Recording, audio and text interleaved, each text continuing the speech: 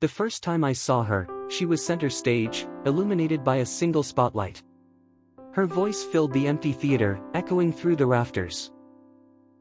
There was something about the way she moved, how she held herself with confidence and grace. "You must be Derek," she said during our break, a wry smile playing on her lips. Her voice was softer now, but it still carried the same captivating quality. "I'm Lila. Your co-star, apparently." I nodded, suddenly feeling every bit the rookie. She extended a hand, and when I shook it, I felt a spark. Not literal, of course, but something close. Rehearsals were grueling. Our director, Miss Hathaway, demanded perfection, and she wasn't shy about letting us know when we fell short. But Lila made it easier. She had a way of turning even the harshest critique into a joke, her laughter ringing out like a balm to the tension in the room. She was brilliant, and I couldn't help but admire her. The play, a modern adaptation of Much Ado About Nothing, required us to spend hours together, practicing lines and perfecting our chemistry. At first, it was strictly professional. We'd run scenes, critique each other, and part ways. But gradually, our rehearsals started stretching longer, spilling into late-night dinners at the diner down the street. "You know, you're not half bad," Lila said one night, her eyes sparkling over the rim of her coffee cup. I laughed, shaking my head. "High praise from the star of the show," I teased. She smirked, but there was something genuine in her expression. "I mean it, Derek. You've got talent. You just need to believe in yourself."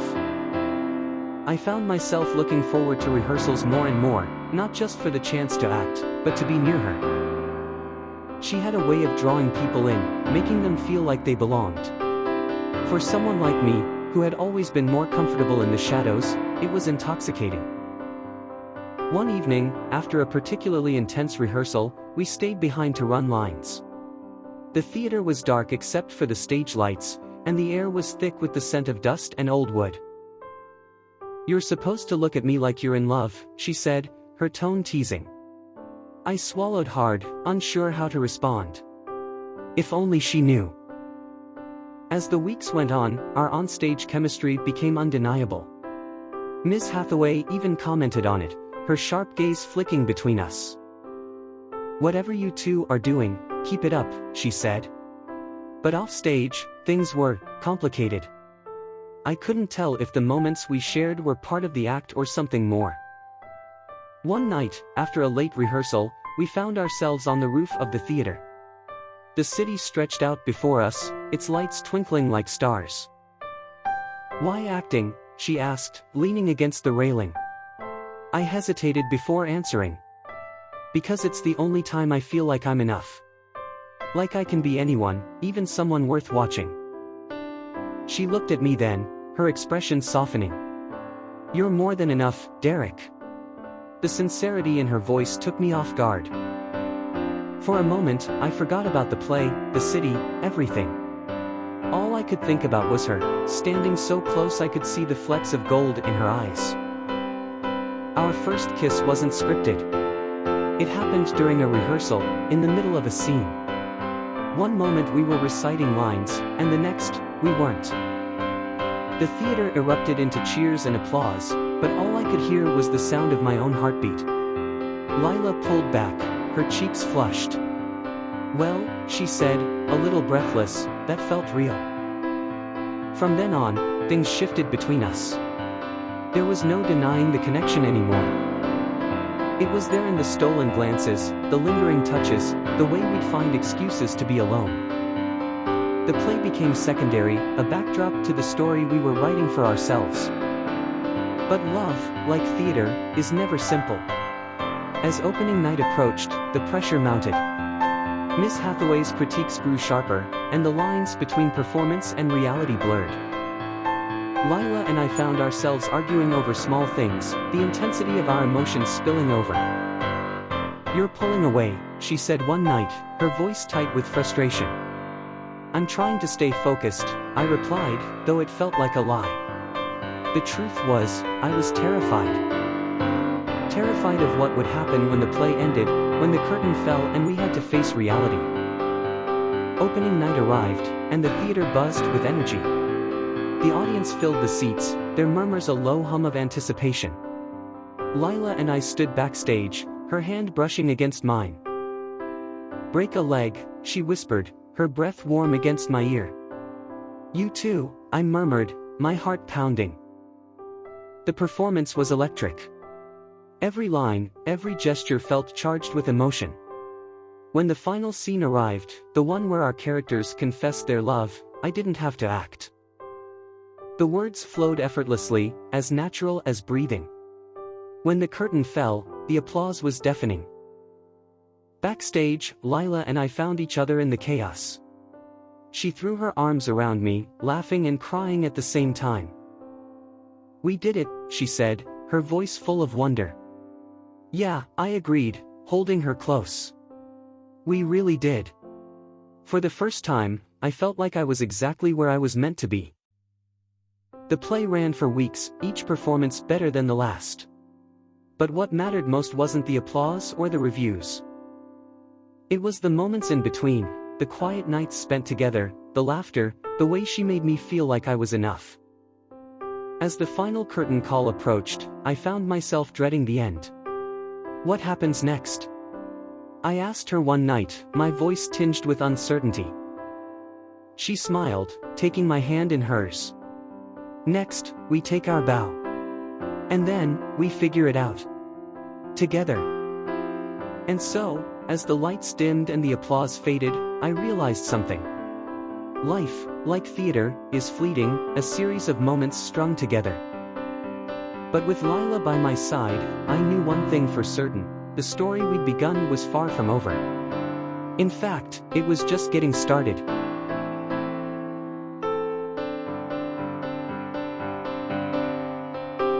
The bass thumped through the floor, vibrating up through my heels as I stood by the bar. The club was alive, neon lights painting the crowd in hues of pink and blue. I had just decided that this wasn't my scene when I felt a tap on my shoulder. Turning around, I met his eyes, hazel and piercing, with a mischievous glint. "Dance?"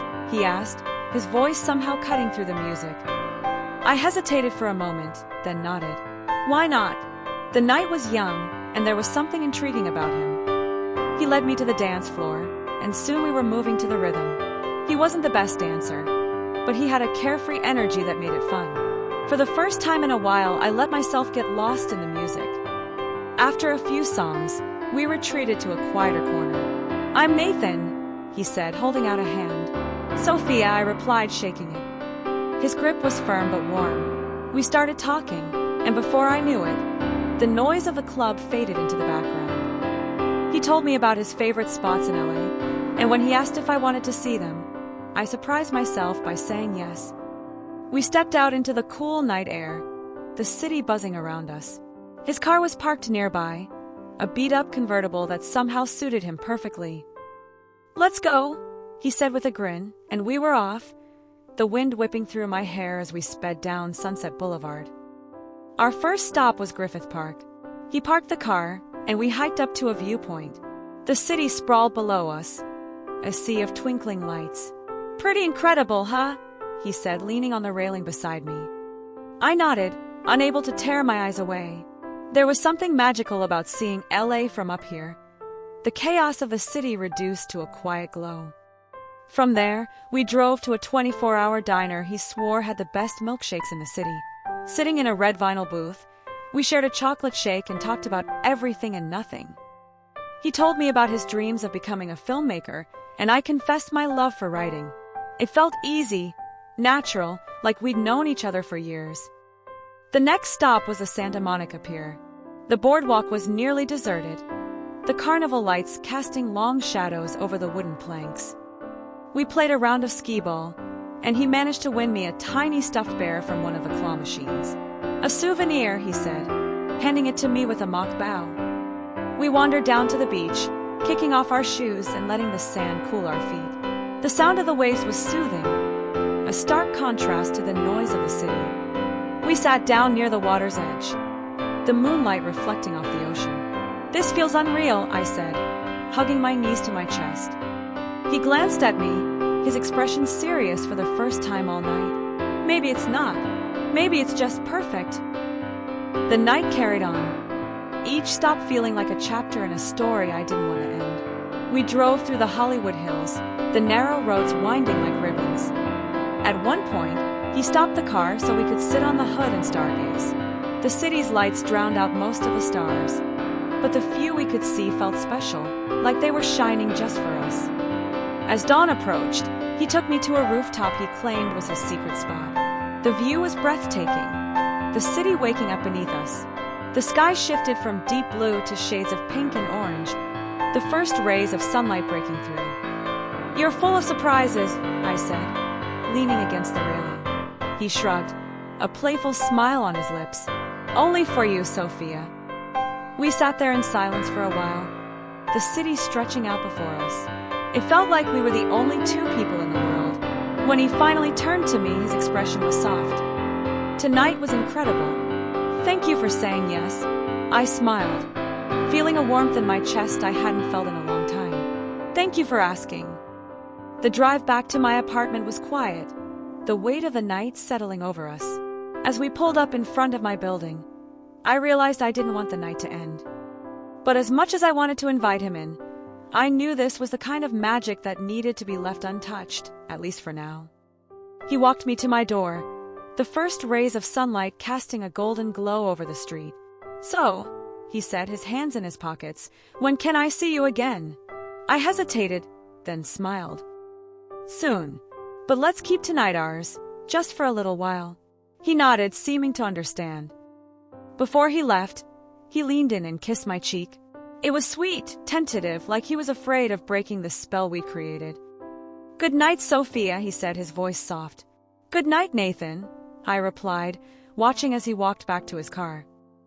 I stood there for a moment, the tiny stuffed bear clutched in my hand. The city felt different now, less intimidating, more alive. I knew I'd remember this night for the rest of my life, no matter what happened next. The next day, I couldn't stop thinking about him. Every time I saw a convertible or heard a song that played in the club, I felt a pang of longing. But I didn't text him. I wanted to hold on to the magic of that night just a little longer. When he finally called a few days later, my heart skipped a beat. "There's a little jazz bar downtown I think you'd love," he said. "Care to join me?" I couldn't stop the smile that spread across my face. "I'd love to." The night at the jazz bar was just as enchanting as our first adventure. We talked for hours, discovering more about each other. It felt like peeling back layers of a story, each one more intriguing than the last. I was falling for him, and I didn't want to stop. As we continued to explore the city together, every moment felt like an adventure. From late-night taco stands to impromptu hikes in the hills, Nathan turned LA into a playground. With him, even the mundane felt extraordinary. Months later, as we stood on that same rooftop watching the sunrise, I realized how much my life had changed. Nathan had become my partner in every sense of the word, turning my world into something brighter, something full of possibility. And it all started with a single, unexpected word: dance.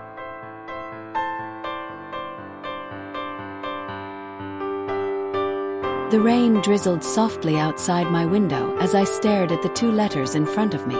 My name, elegantly written in two distinct handwritings, adorned the envelopes.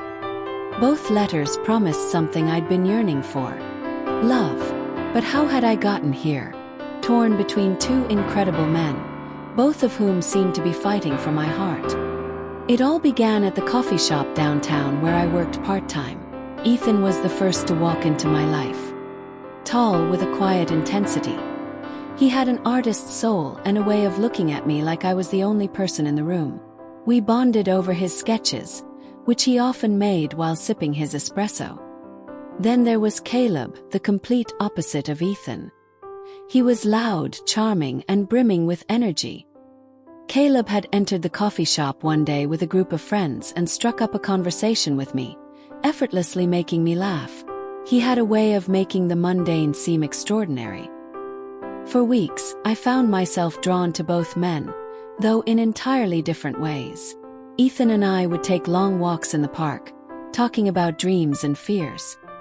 With Caleb, life was an adventure, spontaneous trips, rooftop dancing, and endless laughter. Eventually, they both found out about each other. Neither was angry. Instead, they each made it clear that they wanted me to choose. But how could I? Ethan made me feel safe, cherished. Caleb made me feel alive, unstoppable. They decided to give me a week to decide. 7 days to determine the course of my heart. Day 1 started with Ethan. He took me to an art gallery where his favorite pieces were on display. "This one reminds me of you," he said softly, pointing to a painting of a woman standing in a field of sunflowers. "There's so much depth in your soul." His words lingered long after the date ended. Day 2 was Caleb's turn. He whisked me away to an amusement park. We laughed until our stomachs hurt, and he won me a giant stuffed bear at the ring toss. On the Ferris wheel, as we reached the top, he looked at me and said, "You're the kind of person who makes life worth living." My heart fluttered. On day 3, Ethan invited me to his studio. The walls were covered in his art, and in the center was a portrait of me, unfinished but breathtaking. "I wanted to capture you the way I see you," he explained. I was speechless, overwhelmed by the vulnerability in his work. Caleb's turn on day 4 was a sunset hike. The view at the top was stunning. The city sprawled out below us in a tapestry of lights. "Life is a climb," he said, his voice softer than usual. "But with you, it feels like I'm already at the top." He leaned in, and we shared a moment that felt eternal. By day 5, my emotions were a tangled mess. Ethan took me to meet his family. His mother's kindness and his father's humor made me feel at home. Watching Ethan interact with them showed me a side of him I hadn't seen before, grounded, deeply caring, and loving. Caleb, on day 6, brought me to a jazz club. The music was intoxicating, and he pulled me to the dance floor. We danced until our feet hurt, and when we finally collapsed into a booth, he looked at me with a mix of confidence and vulnerability. "I don't want to lose you," he admitted. Day 7 arrived, and with it, a weight I couldn't shake. Ethan and Caleb both asked for one final moment. Ethan brought me a bouquet of sunflowers, a callback to the painting he'd shown me. Caleb handed me a small charm bracelet, each charm symbolizing a memory we'd shared. As the day turned to night, I found myself alone, sitting in the park where Ethan and I had often walked. The stars above seemed to whisper, urging me to follow my heart. But my heart felt split in two, each half yearning for a different man. I replayed the week in my mind. Ethan's quiet strength, the way he saw me like no one else ever had. Caleb's electric energy, his ability to turn the simplest moment into an adventure. Both men had given me glimpses of a life filled with love, albeit very different kinds. I thought about the future. With Ethan, I saw stability, comfort, and a love that would grow like a tree, steady and strong. With Caleb, I saw passion, excitement, and a love that burned bright like a wildfire. Could I live without either? The truth was, I had fallen deeply for both of them. They were opposites, yet each complemented parts of me I hadn't realized needed nurturing. As dawn broke, I realized the decision wasn't about who I loved more. It was about who I wanted to become. When I met Ethan later that morning, I held his hand and told him the truth. "You've shown me what it means to feel safe and understood. But I think my heart belongs somewhere else." His face fell, but he nodded, his usual grace intact. "I just want you to be happy," he said softly. Later, I found Caleb at our favorite rooftop spot. He turned, his expression unreadable. "So," he asked. My heart pounded as I stepped closer. "It's you," I said, my voice barely above a whisper. His grin spread slowly, and he pulled me into his arms. "I promise you won't regret this," he murmured. The weeks that followed were a whirlwind of emotion. I missed Ethan, but Caleb's presence filled the void with light and laughter. Together, we explored life with the same spontaneity that had drawn me to him in the first place. Yet, I often wondered what life would have been like with Ethan. Not because I regretted my choice, but because love is never simple. It's messy, unpredictable, and impossible to confine to a single path. Caleb and I began to build a life together, but he never stopped surprising me. He'd leave notes in my bag, plan impromptu dates, and remind me every day why I'd chosen him. With him, life was a canvas, and we painted it in bold, vibrant strokes. One evening, as we sat on the rooftop watching the sunset, Caleb turned to me. "Thank you for choosing me," he said. His voice filled with sincerity. I smiled, leaning my head on his shoulder. "Thank you for giving me a reason to." Though my story with Ethan ended, it wasn't a loss. He taught me to value the quiet moments, to see the beauty in stillness. And in another life, maybe he and I would have been perfect. But this was my life, and Caleb was my choice. Love is never about perfection. It's about finding someone who sees you, all of you, and chooses you anyway. Caleb saw my chaos and my flaws, and instead of turning away, he embraced them. With him, I felt free to be myself. As the city lights sparkled below us that night, I knew I'd made the right decision. My heart was no longer divided. It was whole, and it belonged to Caleb. Together we faced the future, ready for whatever adventures awaited us.